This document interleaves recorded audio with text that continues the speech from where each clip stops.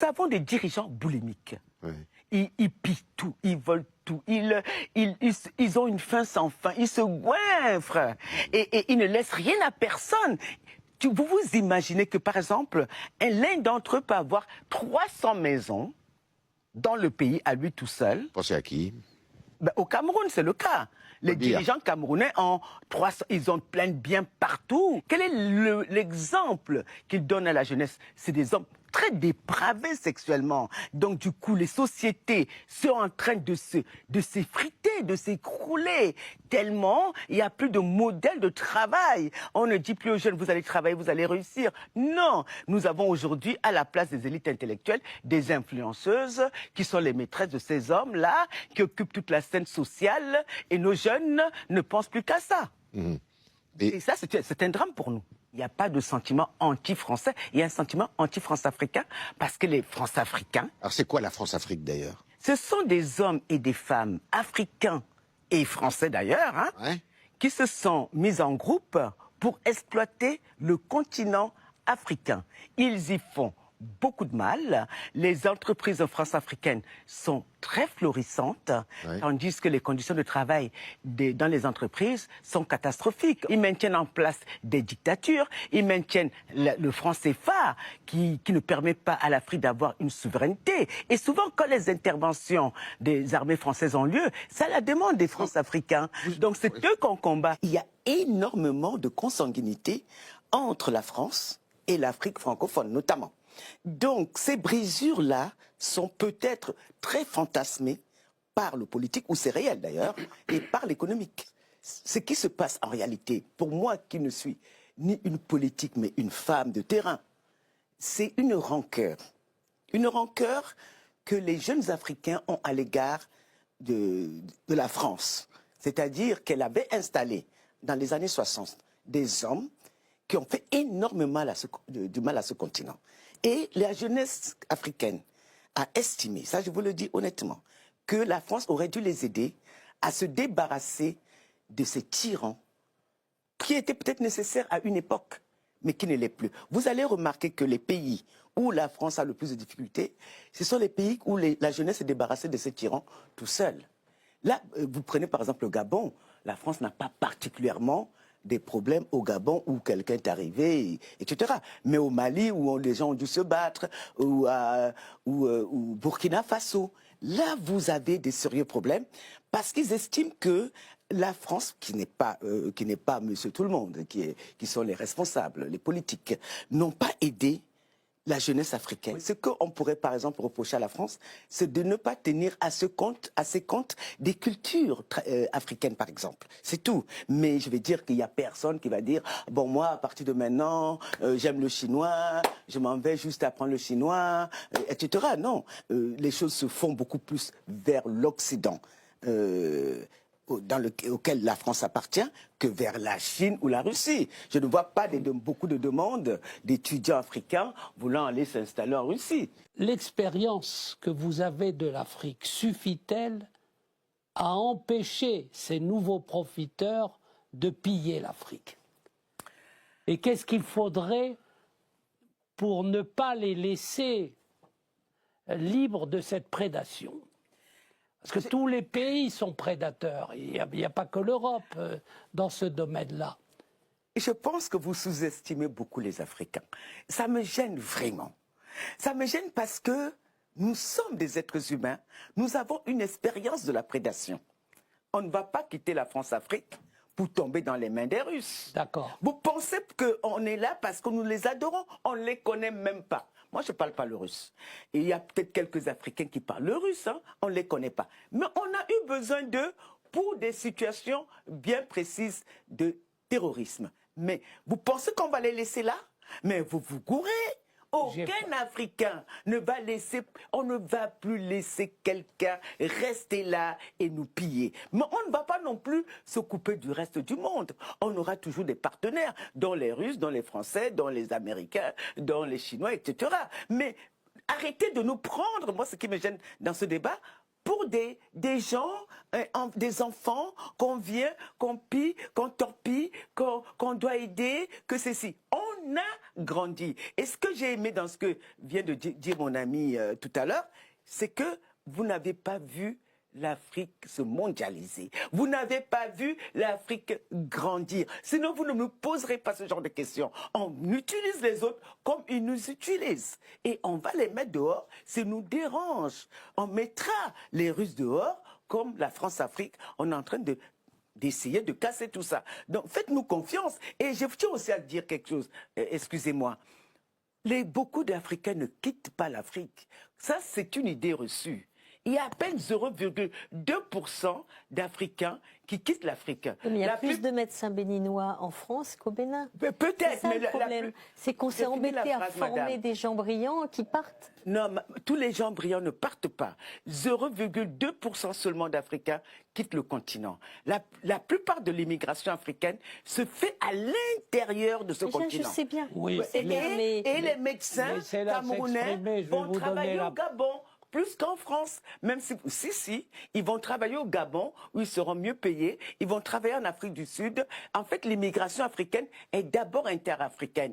Je vais dire, en même temps, les hommes se sont toujours déplacés. Il y a aussi des médecins français en Afrique, aux États-Unis. Je vais dire, vous n'allez pas empêcher le monde d'être le monde, c'est-à-dire que des hommes se rencontrent, comme depuis la nuit des temps, qu'ils échangent des idées, qu'ils échangent des expériences. Les partis politiques ou les obédiences des gens, au lieu de regarder la qualité intrinsèque, qu'est-ce que chaque Camerounais peut apporter.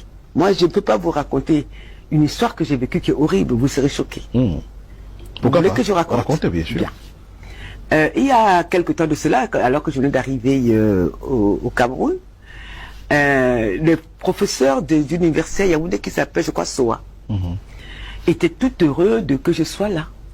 Il y avait leur, comment on appelle ça, vous appelez ça quoi Le conseil des enseignants, des enseignements ou quoi? Non, au-dessus encore. Le président du conseil d'administration. Oui.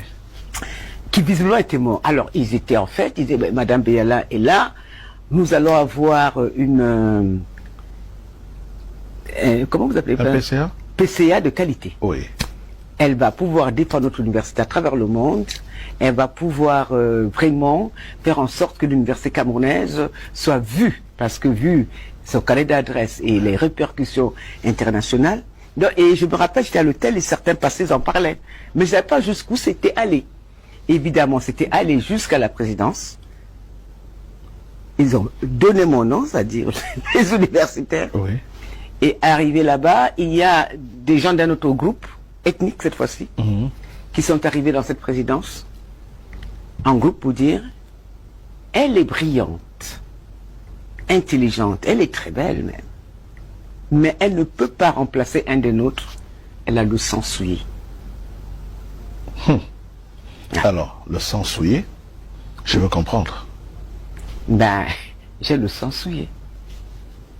C'est la chose la plus odieuse que j'ai pu entendre ce moment de ma vie. C'est-à-dire franco-camerounaise? Non. Allons plus en profondeur. Eten Bamileke. Mais c'est camerounais. Oui, mais ils ont dit que j'avais le sang souillé. C'est compliqué. Ça m'a été rapporté. Et je pense que c'est la première fois de ma vie où j'ai pleuré. Parce que leur peau, ça me disait rien. Je veux dire, si je fais même ça, ce serait pour faire plaisir. Mais lorsqu'on a été victime de telle discrimination chez les Blancs, et que ce soir, on a ce type de regard qu'on porte sur nous, qu'est-ce que ça nous fait? Je n'ai pas été victime d'une grande discrimination chez les Blancs, en fait. Les Blancs m'ont beaucoup adopté. Il faut dire la vérité, parce que personne n'est arrivé. Il y a eu ce que les Blancs m'ont donné en Europe. Les Blancs respectent l'intelligence, en fait. Quand ils voient que tu sois jaune, vert, rouge, quand ils voient un individu au-dessus des autres, ils n'ont qu'un souci, c'est l'attraper et qu'il reste chez eux. Je me rappelle un jour, je suis allé enseigner aux États-Unis. J'étais fâché contre la France. Et je suis resté aux États-Unis 6 mois. J'ai enseigné là-bas. Et tout l'establishment français m'a appelé tous les jours pour que je rentre. Même comme je suis ici au Cameroun, ils me demandent de rentrer. Mais de rentrer travailler là-bas. De rentrer écrire. Alors que tout le monde veut partir, pourquoi tu es revenu au Cameroun? Parce que c'est chez moi, mais je suis bien installé en France, ne vous inquiétez pas. Ah d'accord. J'ai ma maison en France, j'ai tout ce qu'il me faut en France. Donc ce qui fait que je vis 6 mois au Cameroun, 6 mois en France, ou à travers le monde. Ceux qui me regardent. Mais non, je ne vous répondrai Alors vous pas. ne respectez personne, c'est ça? Si, je ne peux pas discuter avec vous? Mais non, on ne peut pas discuter avec moi parce que je vais vous dire. Votre émission, tout le monde m'a dit que vous agressiez les gens. Mais vous parlez de qui? Moi, je passe pas dans cette émission. Moi. Non, mais on me l'a dit. Alors, vous n'avez pas de respect même pour Rodi Tonguin? Je suis venu par respect. Pour qui? Pour vous tous. Mais quand Alors, je suis venu, répondez vous à ma m'avez question. agressé. Mais personne ne vous a agressé. Vous madame agressez les gens en Madame Biala. permanence. Je vous ai fait des éloges avant cette émission, Non. voyez-vous.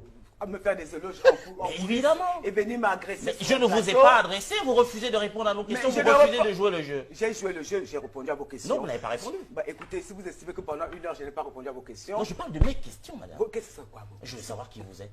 J'aime ça, Pourquoi mais vous avancez à pas masqué, à visage masqué, j'allais dire? Pourquoi est-ce que vous jouez de cette double culture?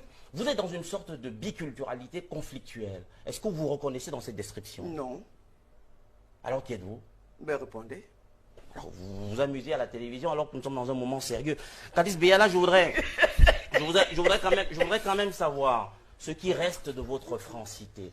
Alain Finkielkraut a écrit un livre extraordinaire il y a quelques années, L'identité malheureuse, un livre que j'ai eu le bonheur de lire, je suppose vous aussi, Non. et dans lequel, c'est dommage si vous ne l'avez pas lu, je vous suggère de le lire. Je vous dirai pourquoi je ne l'ai pas lu. Alors, on en reparlera. Il déplore la perte des valeurs culturelles françaises. Est-ce que vous partagez sa peine? Non. Pourquoi? Parce qu'une identité n'est pas figée dans l'espace-temps. Maintenant, je ne peux pas vous répondre parce que vous m'avez posé la Vous question. aurez perdu 10 minutes, mais c'est pas grave. C'est pas grave. C'est pas grave. Allez-y. Prenez vos tons. Allez-y. Ça Un peu sert à rien. condescendant, n'est-ce pas? Me- Comme vous. Vous m'avez bien éduqué. Bouh, non, il y en a. Allez, répondez. Ne perdez pas vos moyens, répondez à ma question. Moi, perdre mes moyens Je face vous à en prie. vous. Oui, ça peut arriver. Ce soir, là. Ah, le Camerounais est très fort. Quand vous aurez fini de rire, je pense que vous me répondrez. Un peu si je veux bien. Hein. Non, mais attendez, l'identité malheureuse. Une identité n'est pas figée dans l'espace-temps, monsieur. Une identité change. C'est comme des étoiles, ça se déplace. Ce n'est pas quelque chose de figé. Donc, quand vous prenez pour référence un homme qui semble penser qu'une identité est figée, c'est bien triste. Même l'identité camerounaise, en 1960, 65, 70, n'est pas l'identité camerounaise de 2015. D'accord? Une identité est vivante. C'est un organe vivant qui change.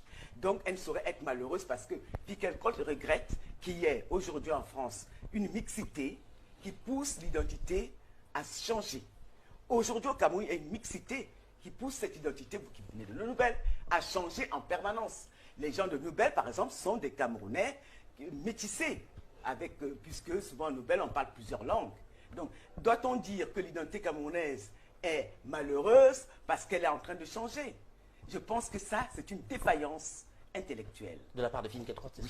Alors, je vous posais cette question à dessein, Kadis Biala, parce que, effectivement, quand on vous entend parler de la France, de la société française, vous en parlez en des termes extrêmement durs, vous brossez souvent, je peux me tromper, mais ce n'est qu'une question de perception, vous brossez souvent une fresque extrêmement morose de la société française et même de la France politique.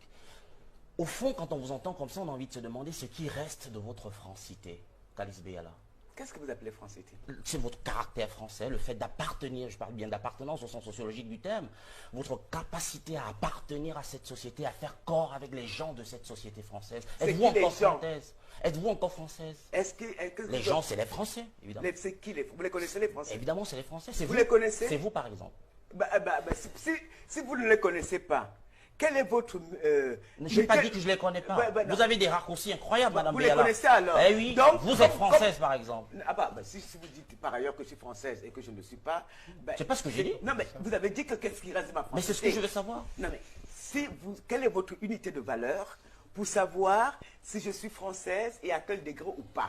Je vais vous dire justement, si vous connaissiez les Français, si vous connaissiez le gaullisme, vous sauriez que je suis peut-être plus française que ceux qui vous croyez être. Parce que quoi? Je vais vous expliquer.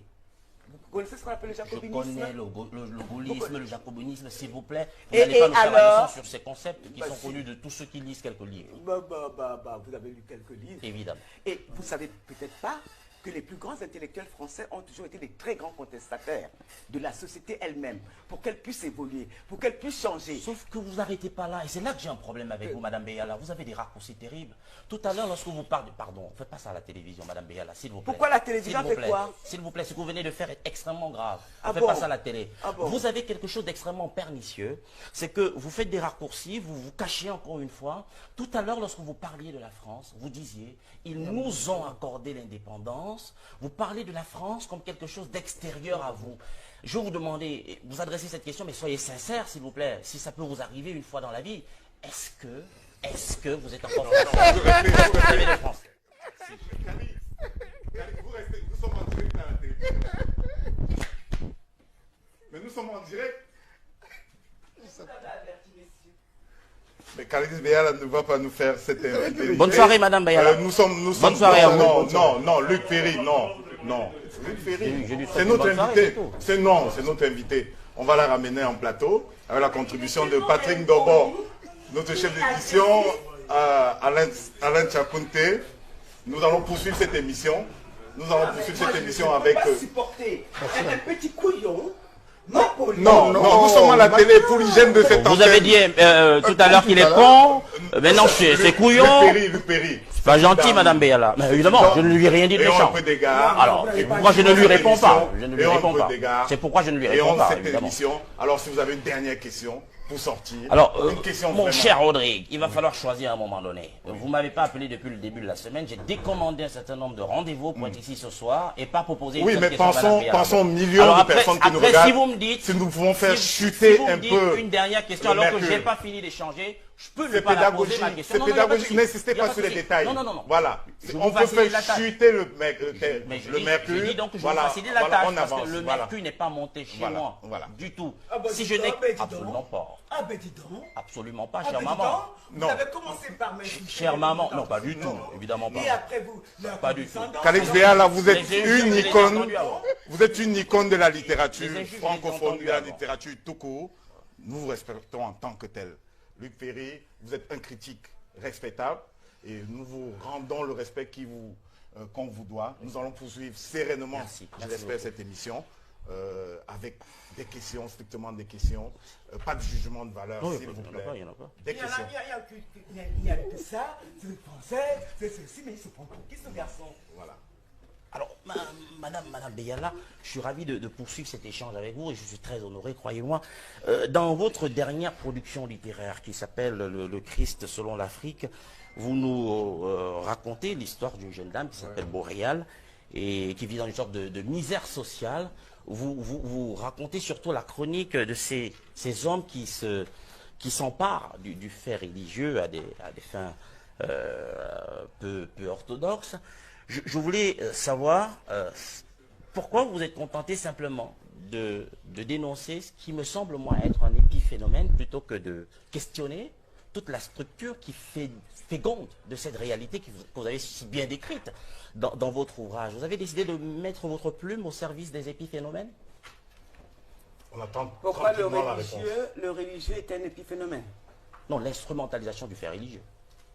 En soi, c'est un épiphénomène Non, parce que ce n'est pas un j'ai écrit un épiphénomène. livre là-dessus. La structure sociale camerounaise, africaine, féconde. Monsieur a décidé vraiment de venir se vanter devant moi. Non, pas du tout, pas du tout.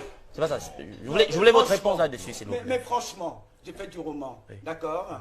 J'ai fait du roman. Et quand on écrit un roman, je ne sais pas si vous le savez le faire, on choisit un angle d'attaque et on s'y tient. D'accord? Quand on fait du roman, on ne fait pas de l'essai. Je n'ai pas fait un essai. Non, je suis désolé de le dire. Je suis d'accord, Non, vous mais, avez raison. non. Donc, je peux même traiter d'une bouteille vide. Je peux faire un roman sur une bouteille vide. Je peux faire un roman sur votre micro. J'ai écrit 300 pages.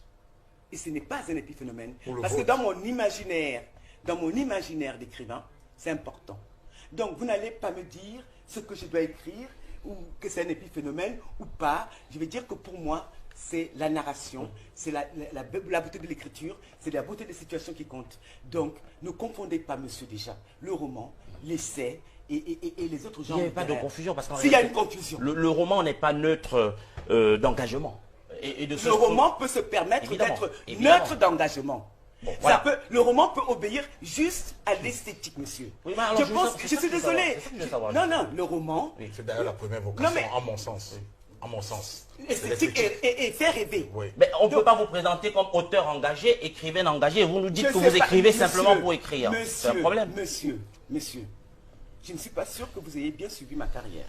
J'ai toujours bien séparé mon œuvre littéraire de mes engagements politiques. C'est deux choses totalement bien séparées. D'accord?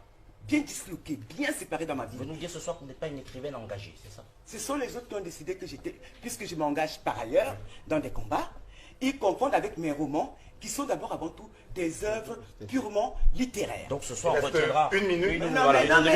On retiendra ce soir un quart d'heure, il que reste une minute. Calice Beyala n'est Patrick pas... Dobor viendra nous dire ce qu'on retiendra de cette émission.